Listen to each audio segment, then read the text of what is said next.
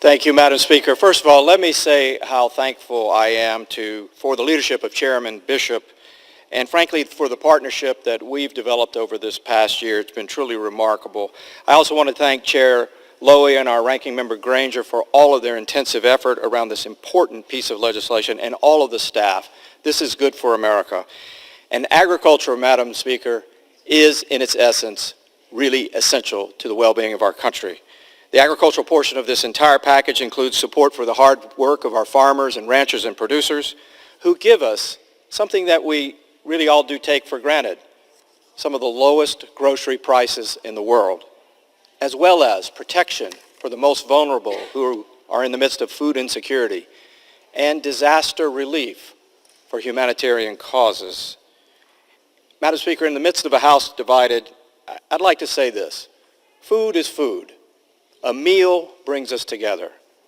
Agricultural production is the basis for economic and social well-being, and I'm very proud of this effort. We found a reasonable path forward to consensus in meeting the needs of fellow members. This cooperation allowed us to fight hard to defend in a bipartisan fashion House member priorities. For example, this bill includes funding streams for the rebuilding and of critical infrastructure needed in our rural communities, from housing to utilities to economic development. Specifically, the bill includes $555 million for the Reconnect broadband program we started just 2 years ago. The Senate bill didn't include this money for this basic utility, but we have. The bill includes an additional $87 million for other rural broadband initiatives that help bridge the gap and create an ecosystem of livability for telework, telehealth, precision agriculture, and a host of beneficial digital outcomes for rural America.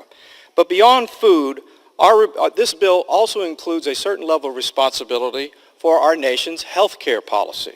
We support initiatives at the Food and Drug Administration to enhance blood safety, stop opioid abuse, reduce generic drug prices, and further food safety. Continued investments in generic drug competition will help bring down prices for the health care needs of all of our constituents. The bill before us maintains a number of very important provisions, such as a Buy America requirement for water and waste infrastructure and flexibilities for child nutrition programs.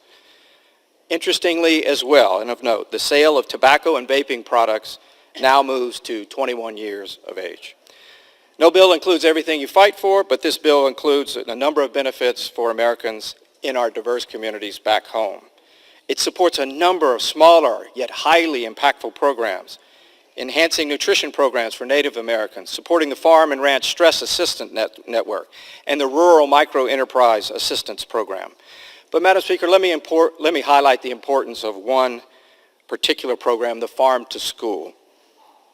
We are on the verge of a new movement in this country, connecting the farm to the family, the city to the country.